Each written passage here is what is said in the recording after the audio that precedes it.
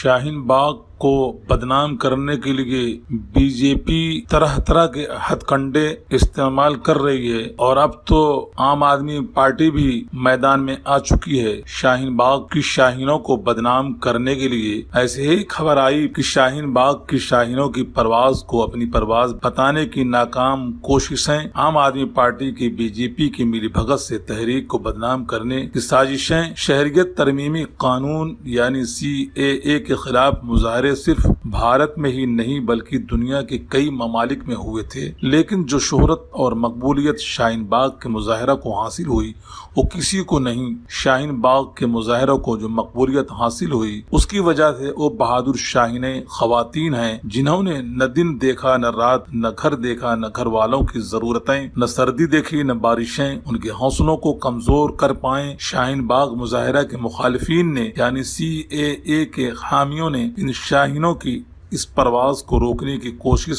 کی لیکن وہ کامیاب نہیں ہوئے۔ کووڈ-19 وبا کے دوران یہ خبر آئی کہ شاہین باغ میں رہنے والے اس مظاہرہ کے اہم رکن اپنے کئی اہم خیال لوگوں کے ساتھ بی جے پی میں شامل ہو گئے ہیں۔ اس مظاہرہ پر سوال کھڑے کرنے اور پرامن مظاہرہ کرنے والی خواتین کے ملک کے آئین پر پختہ یقین کو ہلانے کے لیے بی جے پی کی اس کوشش میں دہلی برسر اقتدار عام آدمی پارٹی بھی شامل ہو گئی۔ اس کے سینئر رکن اور سابق وزیر صحت سوربھ بھردواج نے بیان دیا کہ اب یہ ثابت ہو گیا ہے کہ شاہین باغ کا مظاہرہ بی جے پی نے ہی دہلی انتخابات کے مقصد سے کرایا تھا۔ عام آدمی پارٹی نے بی جے پی کے ساتھ مل کر شاہین باغ کے مظاہرہ کو بدنام کرنے کی کوشش نہیں کی بلکہ خود خواتین کے نیک جذبہ پر سوال کھڑے کر دیے۔ کل بی جے پی نے اعلان کیا تھا کہ 100 سے زیادہ مسلمانوں نے بی جے پی میں شمولیت اختیار کر لی ہے۔ ان تمام لوگوں کا تعلق شاہین باغ، اوکھلا کے دیگر علاقوں اور نظام الدین سے شامل ہونے والے لوگوں میں جن کا ذکر سب سے زیادہ ہے ان کا نام شہزاد علی ہے۔ بتایا جا رہا ہے کہ شاہین باغ کا مظاہرہ کے متحرک لوگوں میں سے تھے۔ ان کے تعلق سے نیوز